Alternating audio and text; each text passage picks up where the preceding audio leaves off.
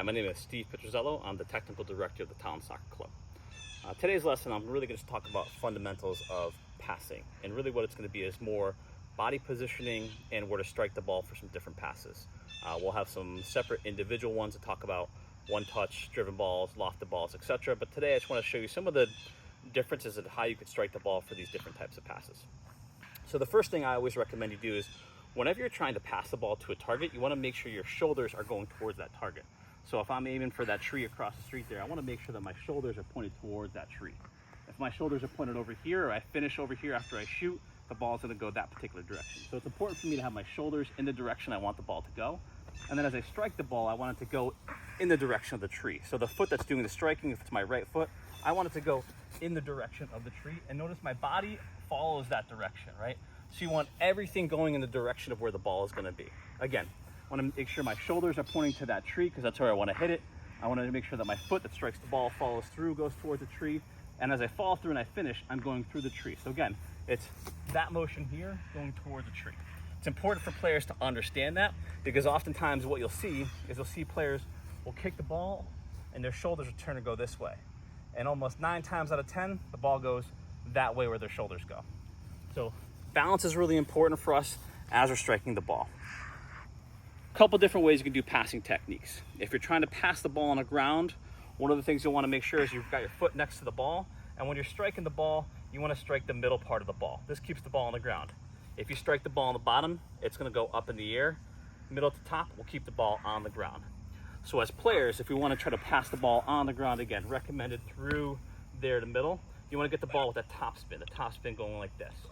For any of you players that have played baseball and you throw a sinker ball, you'll see the ball spin end over end, spinning like this, right? That's the idea. We're hitting the ball on the ground is you want to hit the plant, you want to come through, hitting the top middle part of the ball to get it that way. And again, our whole body going that way. If you're trying to drive the ball for distance, right? So this is around hitting a player on the run for distance. So the ball goes in front of them. The technique is a little different. So one of the things you want to try to do is you want to try to hit the ball with the hardest part of your foot, right? This part of there's a bone right here on your foot. If you can feel it with your finger, you'll feel a really heavy bone. So if I'm trying to drive a ball for distance, and I would typically do this for the older age group, so think like kids who are 12, 13 years old. You can even introduce it at 11. When you drive the ball, you want to make sure you're planting away from the ball, and you want to get this foot long. So notice my whole leg is long right here, right? I'm trying to really get, the reason I do that is I want to get this leg to be as fast as I can, extended as fast as I can. But notice that my foot, when it strikes the ball, is down, right? So I'm actually taking my foot and I'm pointing it down to the ground this way. That's to make sure that this bone can hit the ball. So if you see it here, right, I'm striking it away to hit the bone. And notice that I'm going to hit the bottom part of the ball, right? So I'm actually coming through, leg planted away to get my foot long. I'm coming through and I'm sitting through the bottom part of the ball. And what that's going to do is the bone is going to hit that ball. It's going to hit the bottom part of that ball, and the ball is going to spin with backspin. That's going to give it power, but it's going to drive it low. I use that type of pass to cross the ball if I'm trying to hit somebody on a through ball on the run for really far distance. Depending on where you hit the ball, if you hit it up a little higher, the ball will stay low and you can drive it a little bit lower. So you can adjust the techniques of where you strike the ball depending if you're trying to go high or low.